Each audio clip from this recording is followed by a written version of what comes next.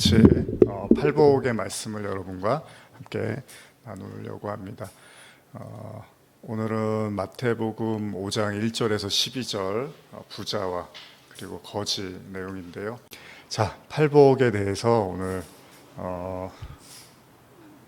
제가 뭐 거지, 부자, 거지 이런 말 했는데 지난주도 그렇고 좀 이렇게 저희 교회에 맞게끔 우리한테 좀 필요한 같이 이렇게 공감할 수 있는 말씀들을 좀 더 쉽게 이렇게 풀어서 산상순을 좀 나누고 싶어서 이제 2주 전부터 3주 전부터 이제 저희가 이렇게 말씀을 나누고 있는데 오늘은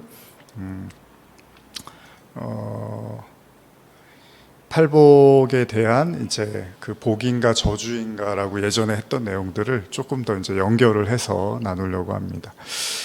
자, 마태복음 5장 1절에서 12절을 같이 한번 읽어보면서 다시 팔복을 한번 상기시켜 보고요. 그 다음에 이제 제가 좀 여러분과 나눠보고자 합니다. 자, 마태복음 5장 1절에서 12절까지입니다. 같이 읽어보겠습니다. 시작. 예수께서 무리를 보시고 산에 올라가 앉으시니 제자들이 나온지라 입을 열어 가르쳐 이르시되 심령이 가난한 자는 복이 있나니 천국이 그들의 것이며 애통하는 자는 복이 있나니 그들이 위로를 받을 것이며 온유한 자는 복이 있나니 그들이 땅을 기업으로 받을 것이며 의에 줄이고 목마른 자는 복이 있나니 그들이 배부를 것이며 긍휼히 여기는 자는 복이 있나니 그들이 긍휼히 여김을 받을 것이며 마음이 청결한 자는 복이 있나니 그들이 하나님을 볼 것이며 화평하게 하는 자는 복이 있나니 그들이 하나님의 아들이라 일컬음을 받을 것이며 의를 위하여 박해를 받는 자는 복이 있나니 천국이 그들의 것임이라. 나로 말미암아 너희를 욕하고 박해하고 거짓으로 너희를 거슬려 모든 악한 말을 할 때에는 너희에게 복이 있나니 기뻐하고 즐거워하라. 하늘에서 너희의 상이 큼이라. 너희가 전에 있던 선지자들도 이같이 박해하였느니라. 네. 그 산상순의 처음 시작되는 팔복에 대한 말씀을 이제 지난주까지 두 번째 그리고 오늘 세 번째 이제 나누고자 하는데 여러분과 이미 나눈 것처럼 팔복에서의 복은 그 사람들이 생각하는 그런 복은 아니었습니다. 인간들이 소원하고 바라는 복은 거리가 좀 멀고요. 그래서 예수님이 첫 번째로 꺼낸 말씀이 심령이 가난한 자가 복이 있고 애통하는 자가 복이 있다. 이런 표현으로 이제 말씀을 하시는 거죠. 그러니까 절대로 사람이 생각할 때 복이라고 생각할 수 없는 거를 예수님이 이제 인간에게 던져주시는데, 지난번에도 나눴지만은 심령의 가난함, 심령의 가난함, 그리고 마음의 애통함, 이렇게 말씀을 하시고 또 하나 눈에 띄는 걸 보면은 온유한 자는 뭐 당연히 복이 있다고 생각하겠죠. 우리가 물론 온유도 단순한 온유는 아니겠죠. 근데 또 여섯 번째 그 5장 6절을 보시면 또 의에 줄이고 목마른 자, 여기도 또 우리가 공감할 수 없는, 그러니까 다 뭔가 이렇게 힘들어 보이잖아요. 심령이 가난하고 마음도 애통하고 의에 줄이고 목마르고 이런 것들이 사람들이 원하는 바가 아니잖아요. 그리고 7절은 긍휼히 여기는 자, 뭐 당연히 이 부분도 어렵지 않게 느껴지겠죠. 또 마음이 청결한 자인데 8절에서도요, 여러분 5장 8절에서도 마음이 청결하면은 하나님을 볼 것이다 라고 표현을 해요. 여러분들 하나님을 보고 싶으시잖아요. 근데 성경이 사람이 하나님을 볼 수 없다고 한단 말이에요. 본 적이 없다고 요한일서에서 이렇게 요한이 말을 하는데 또 예수님은 5장 8절에서 마음이 청결하면 하나님을 볼 것이다 라고 말씀을 하고 있어요. 이게 그럼 이런 건 무슨 얘기인가? 그러면서 또 9절 화평케 하는 자는 복이 있다. 당연히 그렇겠죠. 여기에서는 하나님의 아들이라는 표현을 씁니다. 화평하게 하는 자가 하나님의 아들이라는 거예요. 그리고 나서 10절로 넘어가면서 또 이제 우리가 받아들이기 어려운 말이죠. 의를 위하여 박해를 받은 자는 복이 있나니 천국이 그들의 것입니다. 그래서 여기서 또 박해를 받는 거 보면은 심령이 가난하고 마음이 애통하고 의에 줄이고 목이 마르고 박해를 받고, 이런 부분들은 우리가 좀 복이라고 받아들이기가 좀 어렵잖아요. 그러면 여러분, 이런 게 어떻게 복이 될 수 있을까요? 여러분들이 평생 이런 삶을 살아야 된다면 여러분들이 이런 복을 받고 싶으신가요? 내가 심령이 가난한 상태로 살아야 되고, 애통하는 마음으로 살아야 되고, 의에 줄이고 뭔가 목이 말라요, 항상. 그리고 박해를 받아요. 그러면서 화평케 하는 하나님의 아들은 이제 복음을 또 전하는 삶이란 말이에요. 그럼 또 증거하는 삶을 살아야 되는데, 이런 삶을 사는 거, 이게 어떻게 복이 될 수 있습니까? 우리가 교회 나오고 예배드리고 하나님을 믿는 이유는 부유하고 싶고, 또 마음이 즐겁고 싶고, 그 다음에 뭐 의에 줄이고 목마른 게 아니라 항상 뭔가 풍성하고 차고 넘치고 당당하고 싶어서 하나님 믿는 거고, 박해는 당연히 더더욱 받고 싶지 않죠. 근데 이렇게 복이라고 하면은 여기에서 여러분들이 이런 복을 나도 누리면서 살아야겠다라고 동의할 수가 있냐는 거죠. 쉽지 않잖아요.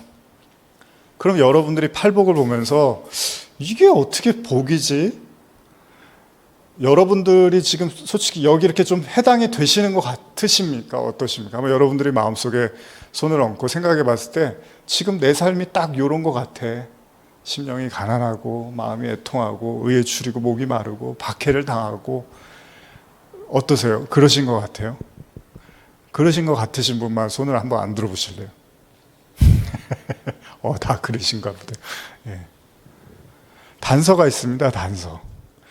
이런 모든 것들이 복이 될 수 있는 유일한 한 가지가 뭐냐면, 첫 번째에서 이미 얘기가 나와요. 성경은 항상 이렇게 처음이 되게 중요하거든요. 첫 구절, 그 장에서. 근데 보면은 여기 예수님이 무리를 보시고 산에 올라가서 이제 요 내용은 이제 그 서두를 설명하는 거고, 그리고 나서 처음 이제 등장하는 내용이 3절에 심령이 가난한 자가 뭐라고요? 복이 있어요. 근데 왜요? 천국이 그들의 것이며. 천국, 하나님의 나라. 그러니까 저와 여러분들도 이런 신앙의 여정이 복이 될 수 있는 유일한 방법은 하나님 나라가 실제하고 하나님 나라가 도래할 것이다라는 확신이 우리 안에 서면 이제 복이 되는 거예요, 이게. 근데 이 하나님의 나라에 대해서 잘 모르겠고, 뭐 있는 것 같기도 하고 없는 것 같기도 하고, 나한테 이게 해당이 되는지 안 되는지 이런 생각이 들면 굉장히 신앙이 고달파지는 거예요. 차라리 그냥 이런 얘기를 안 하는 교회를 가는 게 훨씬 더 기쁠 수도 있어요. 그냥 뭐 심령이 가난하고 애통하고 이런 얘기 말고 그냥 예수 믿고 우리 다 잘 삽시다, 다 잘 됐습시다, 성공해서 좀 떵떵거리고 살아봅시다. 차라리 이런 메시지를 하는 게 좋은데, 만약에 여러분과 제가 그것이 다가 아니라 하나님 나라가 확실히 존재하고 우리에게 열려 있다라는 확신이 되면 이제 이런 모든 것들이 복으로 다가올 수가 있는 거죠. 그래서 하나님 나라를 믿고 깨닫고 또 마음으로 간직하는 것이 신앙에서는 제일 중요한 요소 같아요. 그래서 우리가 지난번에도 나눴지만은 그 심령이 가난한 상태는 마음이 너무 움츠러들고 자주 비참함 가운데서 헤매는 상태를 이야기하고 있고요. 그리고 애통하는 상태는 그래서 좋아하는 사랑하는 사람이 죽었을 때의 그런 어떤 엄청난 그 마음의 이제 상함을 이야기한단 말이죠. 그리고 이 목마르고 줄이고 다 마찬가지로 그런 어떤 마음의 상태를 이야기한다는 거잖아요. 근데 이렇게도 묘사를 할 수 있어요. 이런 이제 산상수훈의 팔복의 내용을 보면 그 성경의 누가복음에 나타난 예수님이 그 십자가를 지실 때 그 우편의 강도 사건 있잖아요. 이거를 보면은 예수님의 이제 뭐 여기 좌편 강도가 있고 우편 강도가 있었을 때, 예수님이 이제 십자가에서 돌아가실 때 이 좌편에 있는 강도는 뭐라 그러냐면, 예수님, 내가 왜 이렇게 고통을 받고 어려움을 받아야 됩니까? 저를 이 십자가에서 빨리 꺼내 주셔서 제가 그냥 정상적으로 살 수 있도록 해 주십시오라고 요청을 한단 말이에요. 근데 이제 우편 강도는 그게 아니에요. 예수님, 제가 이렇게 십자가를 지고 죽는 게 마땅하죠. 제가 죄인이지 않습니까? 그러나 제가 죽더라도 당신의 나라가 임할 때 나를 좀 들어가게 해주세요라고 이렇게 말을 한단 말이죠. 여기에서의 차이는 뭐 여러분들이 보셔도 현저하게 이 사람은 하나님 나라에 대해서 이제 소망을 품은 거예요. 하나님 나라. 근데 이 사람은 다시 현실로 돌아가고 싶어서 이 현실에서 내가 좀 원했던 대로 살고 싶다라는 이제 고백을 하는 거잖아요. 그래서 이제 비방이라고 우리가 얘기를 했죠, 예전에. 예수님을 비방하면서, 아니, 당신이 하나님의 아들이면 나를 이렇게 십자가에 매달리지 않게 해주셔야죠. 어떻게 당신이 하나님의 아들인데 당신도 십자가에 매달려 있고 나도 십자가에 매달려 있는데 이게 무슨 하나님의 은혜고 하나님의 축복입니까? 라고 비방을 하는 거죠. 그러나 우편에 있는 강도는, 아유, 주님이 왜 십자가를 지는지를 알겠습니다. 당연히 저도 져야죠. 그러나 그 주님이 십자가로 만들어 놓으신 그 길, 그 하나님 나라, 거기 저도 들어가고 싶습니다. 이렇게 말을 하는 거죠. 근데 이거를 많은 분들이 뭐라 그래요? 부끄러운 구원이라 그래요. 부끄러운 구원. 무슨 말이냐면 이 사람은 평생 죄만 짓고 살다가 마지막에 예수님한테 도움을 요청해서 구원을 받았다. 이 사람은 평생 부끄러운 삶만 살아다가 나중에 그 한마디로 구원받았으니 얼마나 부끄러운 구원이냐라고 이야기를 한다면, 근데 여러분, 부끄러운 구원이라는 게 어디 있습니까? 그러면 당당한 구원도 있습니까? 당당한 구원? 나는 내가 해둔 게 너무 많아갖고 하나님 앞에 나는 구원받을 때 뭐 그냥 패스. 나는 아마 물어도 안 보실 거야. 그냥 넌 천국행.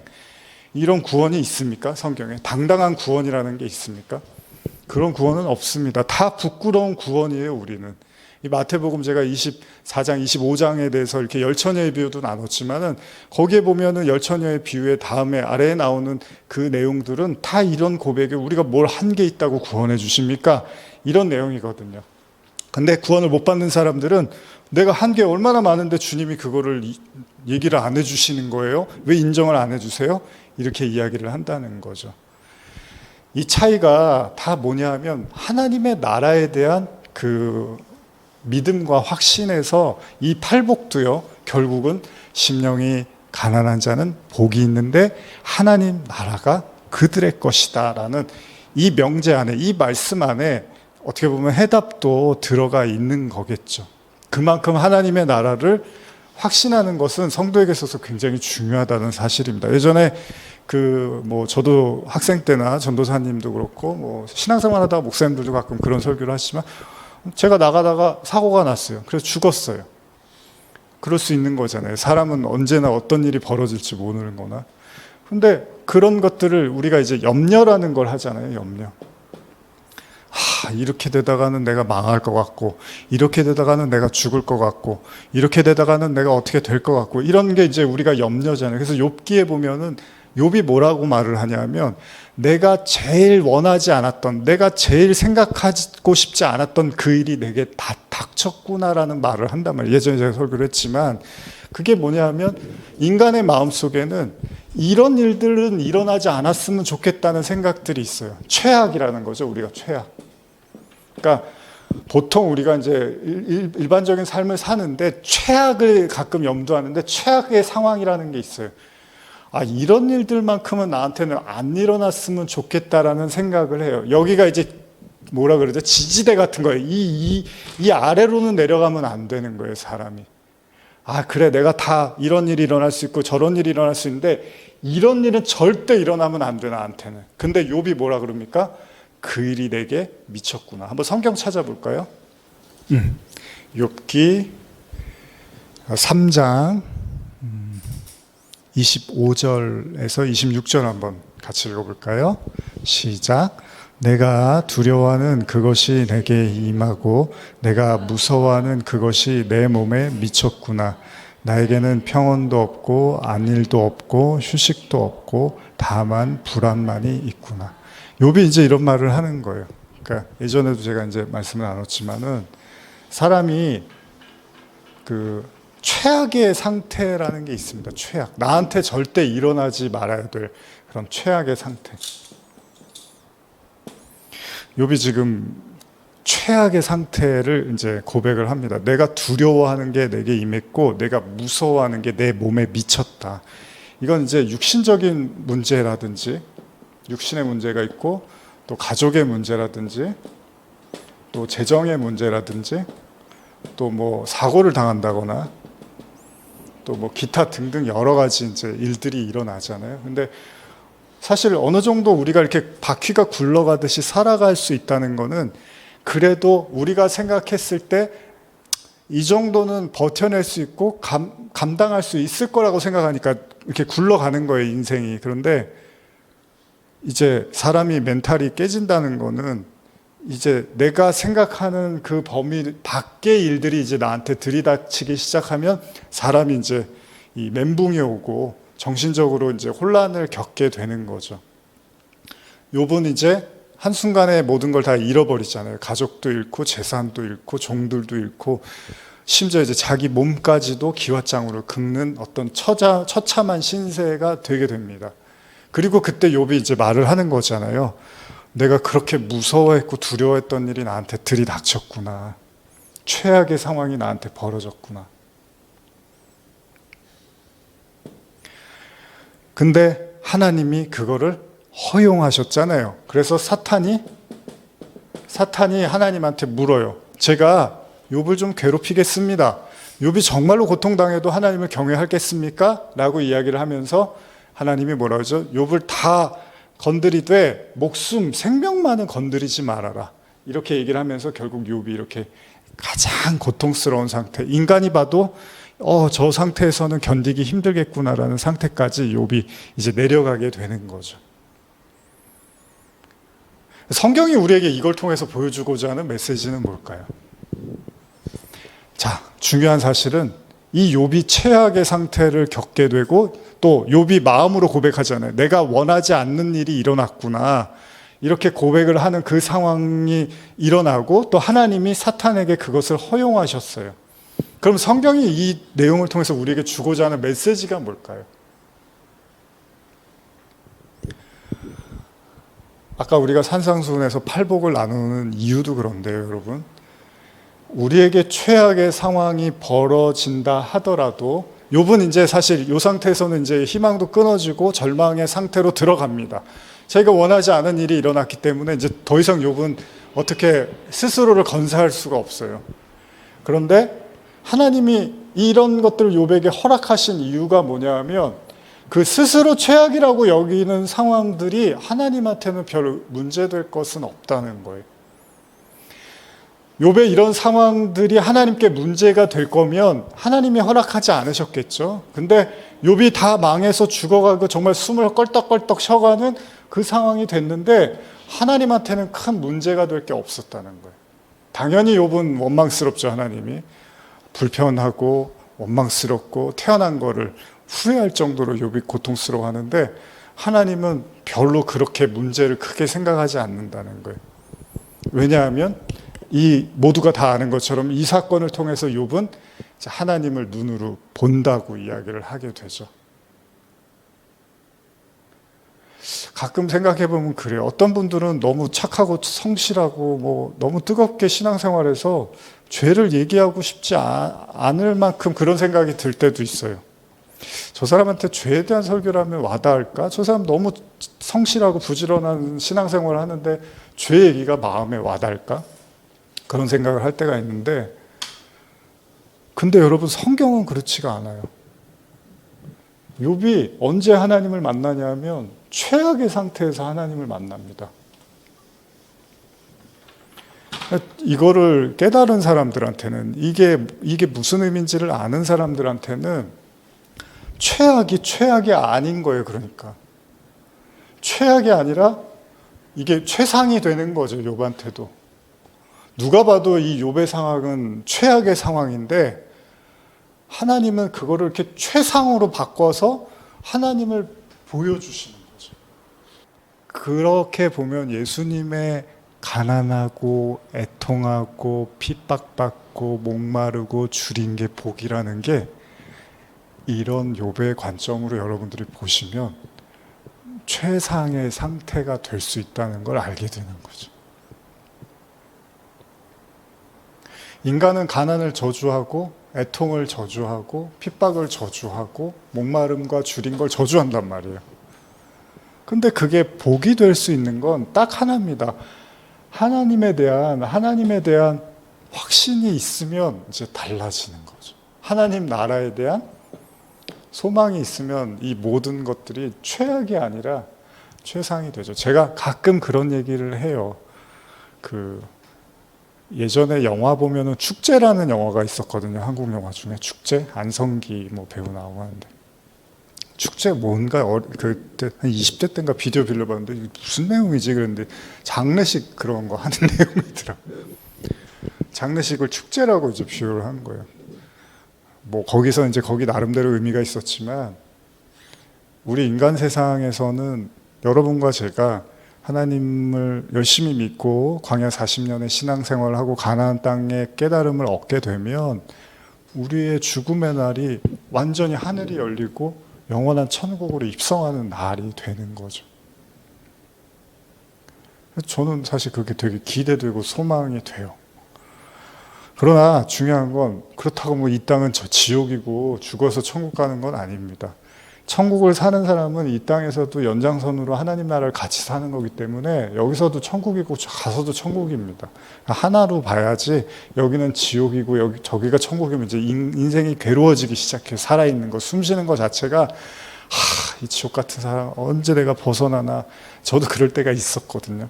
근데 진짜 깊이 하나님께 들어가면 이게 똑같아요. 그냥 여기서나 저기서나 하나가 돼야지.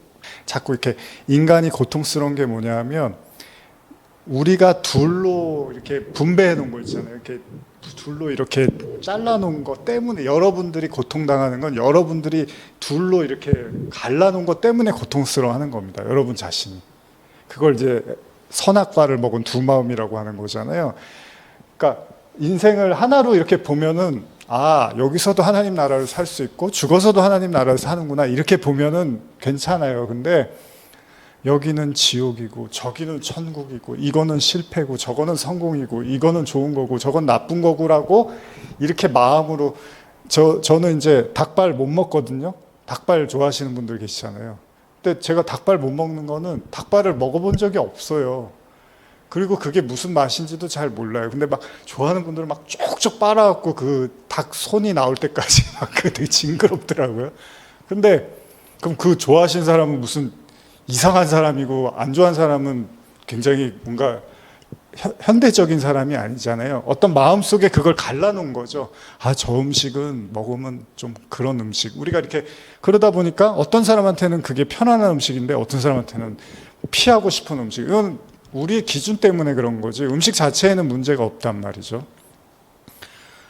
이 마음에 이제 우리가 마음으로 갈라치기 해놓은 그 상태에서 인간이 이제 고통을 느끼는 거죠. 여러분 욥이 실제로 몸도 아팠고요, 가족도 잃었고 이거는 누가 봐도 욥이 너무 힘들어할 만한 게 당연한 거잖아요. 그러면 하나님이 그렇게 당연히 힘들어할 만한 걸 주시는 분이면 하나님이 나쁜 분이잖아요.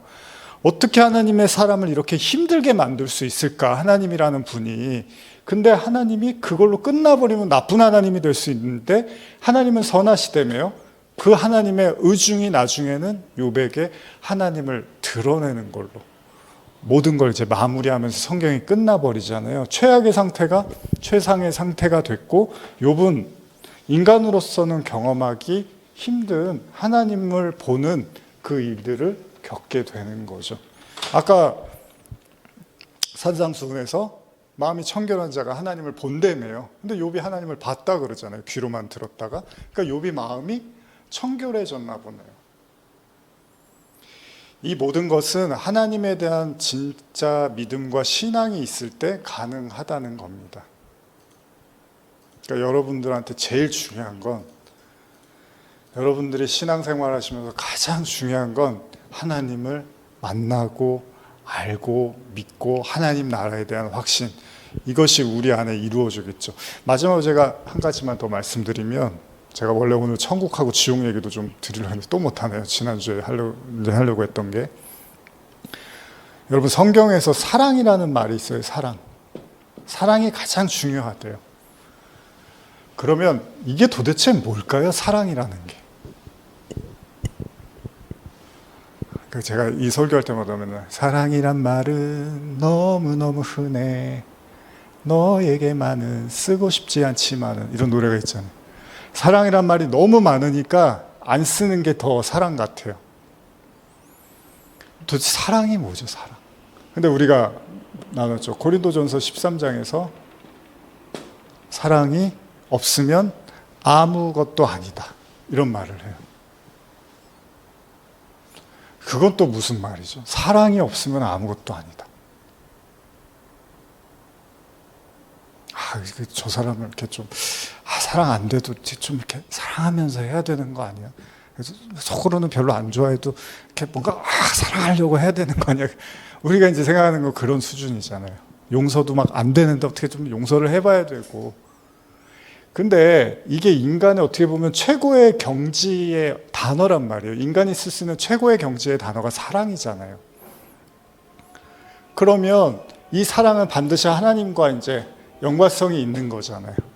근데 제가 지난주에 그 성막에 대한 이야기를 드리면서 잠깐 이제 그런 말씀을 나눴었는데, 예를 들면 이제 성막이 이렇게 있으면 여기가 이제 입구고 문이고 이 성막으로 들어가는 문이고요.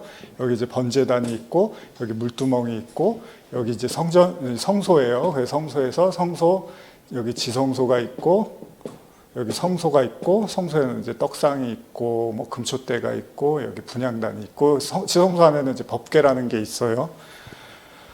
이렇게 했는데 이제 지난주에도 나왔지만 우리의 신앙이 여기 번제단을 넘어서 물두멍을 지나서 성소로 들어가서 여기서 끝나서도 안 돼요. 지성소까지 가야 돼요. 그렇죠? 근데 이 지성소까지 가는 게 원래는 불가능했죠. 1년에 한 번 대제사장만 여기 들어가는 거예요. 근데 대제사장도 잘못했다가는 여기서 죽어서 이렇게 나와요. 그래서 밖에서 줄로 당겨요. 왜? 여기 들어갔다가 또 죽으니까 다른 사람들이. 그래서 못 들어가니까 이렇게 제사장들이 끌어낸단 말이에요.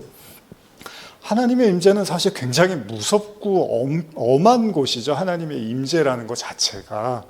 근데 우리가 그렇게 생각들을 못해요. 요즘 크리스찬들은 하나님의 임재 되게 편하게 생각할 수 있는데 절대 그렇지 않습니다. 구약에서는.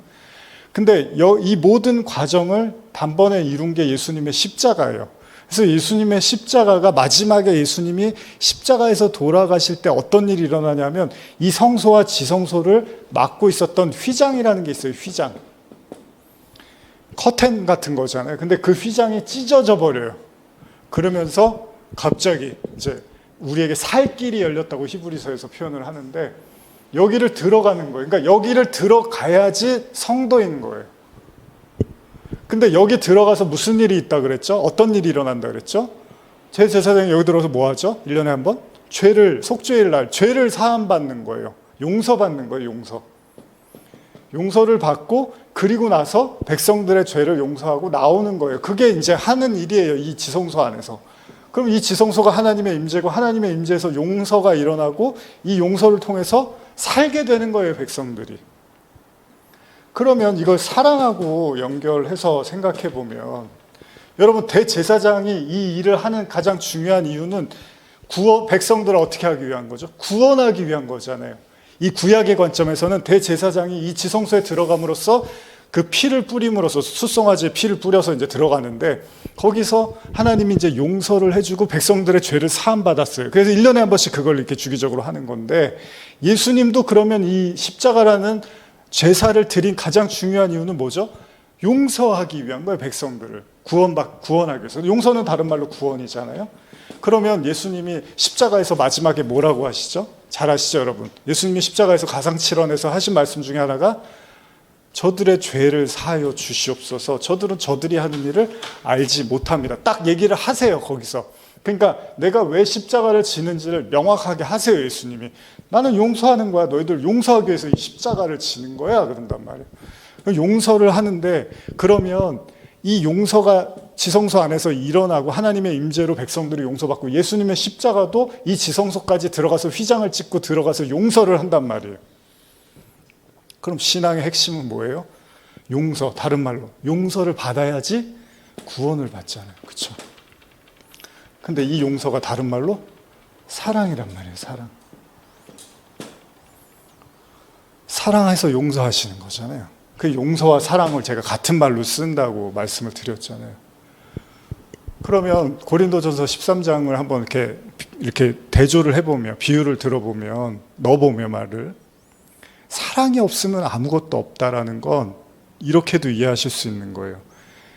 저와 여러분들이 구원을 전제로 하지 않은 모든 행위들은 아무 의미가 없을 수밖에 없다는 것도 되는 거죠.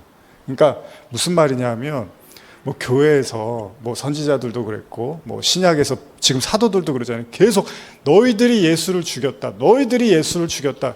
사도들이 가는 데마다 설교하는 게 그거예요. 이번 주에도 스데반은 또 그 설교하다가 이제 결국 돌에 맞아서 죽거든요. 근데 이게 나쁘게 보면요, 이게 왜 우리를 자꾸 정죄를 하고 자꾸 우리한테 죄를 묻고 우리를 자꾸 손가락질하고 우리의 모든 죄를 전가하는 것처럼 들리잖아요. 근데 성경은 사도들과 그리고 스데반의 모습에서 천사를 이야기를 한단 말이에요.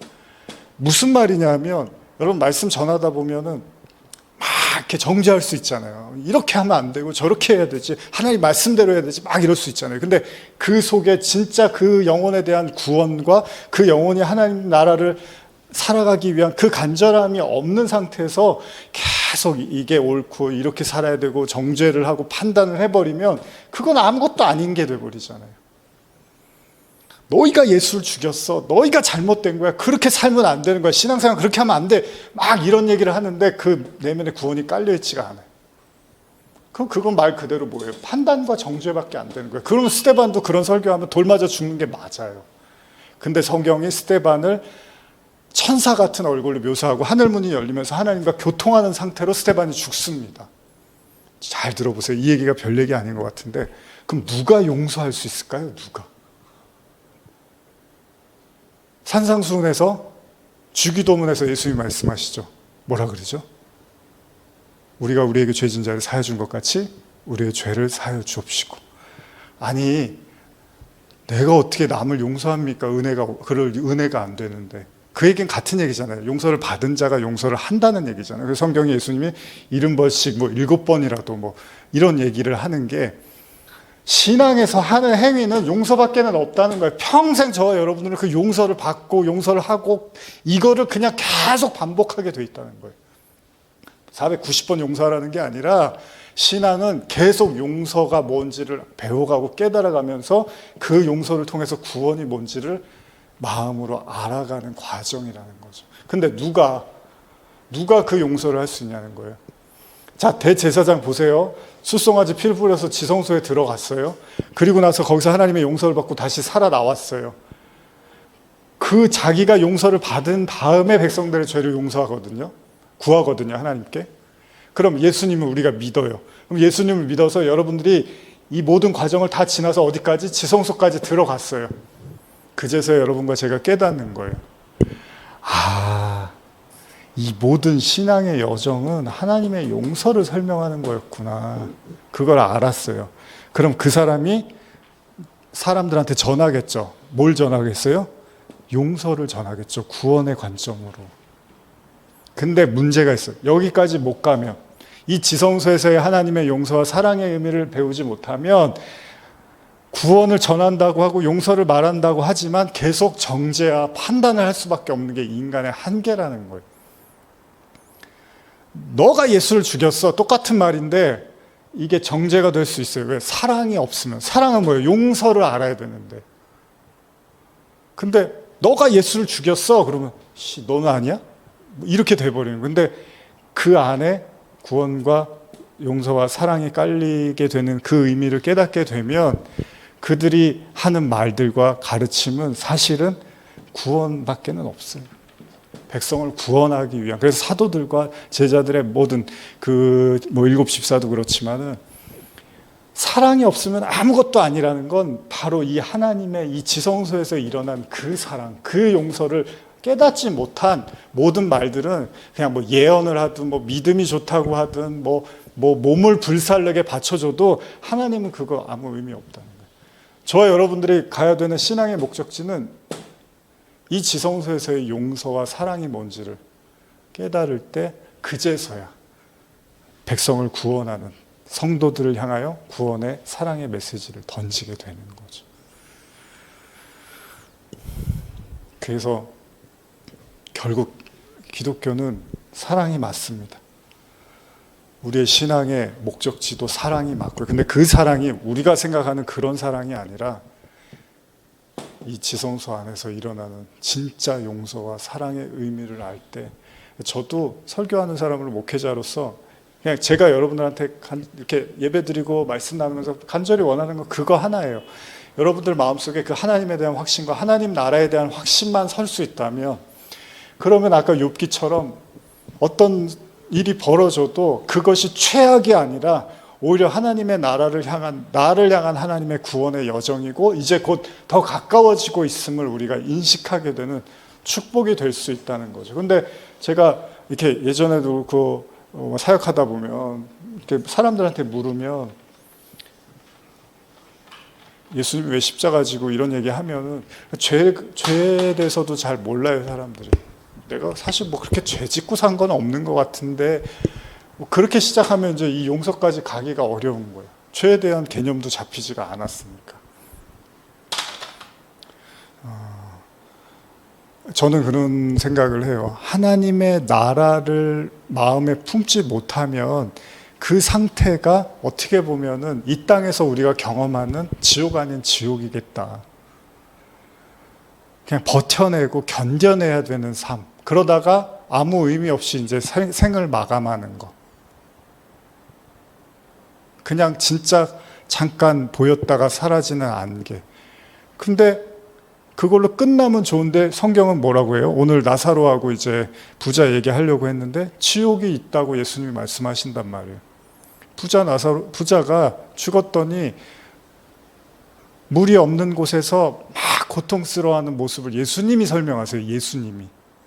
그리고 나사로는 아브라함의 품에 안겨서 있다고 이야기를 한단 말이에요. 그러니까 죽으면 다 끝나는 게 아니라는 거예요, 성경은. 여기서 고생 많이 했는데, 죽어서 이제 다 이 고통 잊고 죽고 싶다. 아니요, 성경은 그런 얘기 안 해요. 죽으면 그때 가서 또 하나님 나라와 심판이 엄연히 존재하고 있다는 거죠. 목사들은 그런 거 하는 거잖아요. 하나님 나라가 확실하다는 걸 전하는 거. 그거 외에는 제가 왜 여러분들 붙잡고서 뭘 나누겠습니까? 뭘 얘기할 게 있겠습니까? 한번 여러분들도 오늘 또 말씀 잠깐 들으셨지만 생각해 보셨으면 좋겠어요. 여러분들 지금 처한 상황과 환경이 어떠신지 다 다르지만, 내가 정말 하나님 나라를 소망하고 확신하는가, 하나님의 통치와 이끄심, 그것에 대해서 내가 믿음이 없다면 그 하나님께서 나에게 그런 믿음을, 욥처럼 고통스러웠지만 그 시간들을 통해서 믿음을 견고하게 하셨던 것처럼 지금 여러분들에게 주어진 모든 시간이 결국 하나님의 그 믿음을 다지고 하나님 나라가 여러분들 안에 안착하고, 그래서 어떤 일이 우리에게 일어난다 하더라도 정말로 평강 가운데서, 심지어 눈을 감는다 하더라도 두려워하지 않고 하나님의 통치를 믿었으면 하는 그런 마음이 있습니다.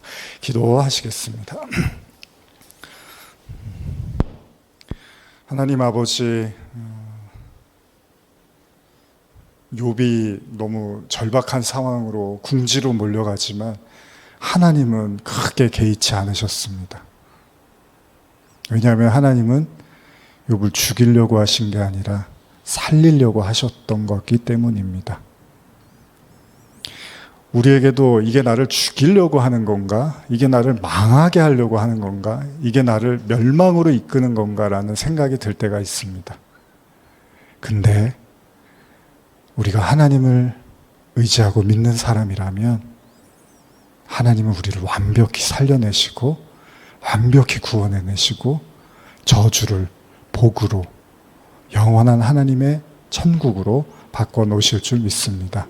오늘 예배드리시는 우리 한 사람 한 사람 마음속에 하나님의 나라만 줄 수 있는 그 평안과 위로가 깊이 자리 잡아 나를 근심케 했고 억눌렀던 모든 생각들을 떨쳐내고 오로지 하나님만 바라볼 수 있는 은혜를 허락하여 주시옵소서. 감사드립니다. 예수님의 이름으로 기도합니다. 아멘. 우리 말씀 생각하시면서 잠깐 기도하고 마치겠습니다. 주님 앞에 내가 서 있네 같이 한번 부르겠습니다.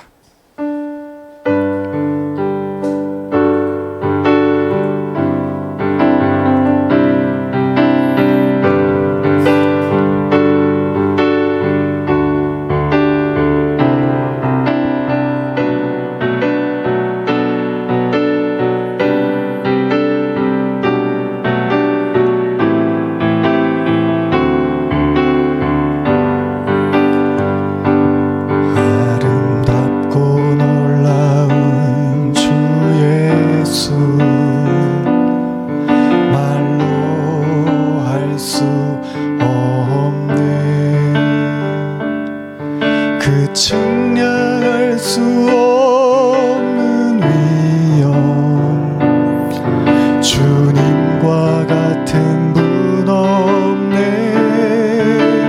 한없는 그 지혜와 사랑, 그 누구도 다 할 수 없네. 아름답고 놀라운 주의 손, 보좌에 앉으셨네. 주님 앞에 내가 서 있네. 주 앞에 내가 서 있네. 주님 거룩하신 하나님, 주 앞에 서 있네. 우리 반주 계속 해주시고요. 우리 조용히 말씀 생각하시면서 신앙의 목적, 하나님의 나라입니다. 이 땅이 아니라 하나님 나라입니다. 그리고 하나님 나라가 여러분들 안에 세워져 갈 때 이 땅도 하나님의 나라처럼 살아갈 수 있습니다. 쇼생크 탈출에서 주인공이 매일마다 그 벽을, 자신의 방에 있는 벽을 이렇게 조금씩 파듯이 여러분과 제가 이 땅을 살아가면서 해야 할 한 가지 일은 바로 하나님의 나라를 향한 걸음을 걷는 것입니다. 지금 이 순간은 우리가 다 동의할 수 없고 믿을 수 없고 받아들일 수 없다 하더라도 언젠가 그 문이 열리고 여러분들의 마음에 그 확신과 믿음이 생길 때 여러분들은 지나온 모든 삶이 저주가 아니라 사랑이고 축복이었음을 고백하게 될 것입니다. 주님이 지금 우리와 함께 하십니다. 그 주님 앞에 고하십시오. 믿음을 달라고, 은혜를 달라고, 확신을 달라고, 그렇게 자유롭게 살고 싶다고 우리 같이 기도하시겠습니다.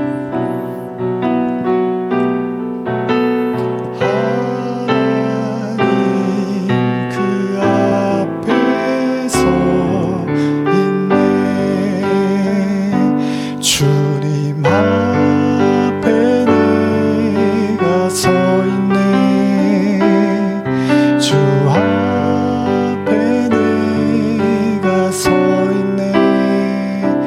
그는 거룩하신 하나님, 그 앞에 서 있네. 주님 앞에 내가 서 있네. 주 앞에 내가 서 있네. 그는 거룩하신 하나님, 그 앞에 서 있네.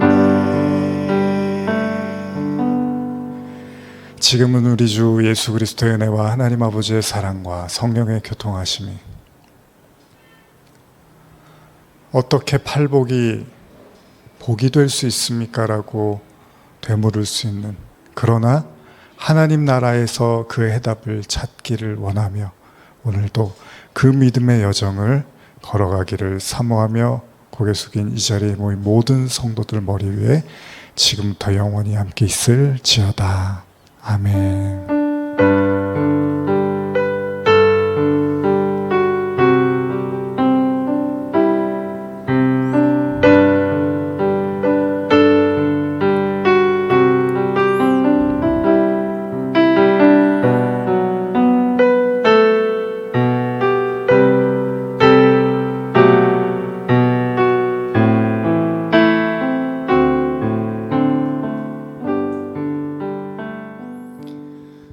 오늘도 복된 주일 되시고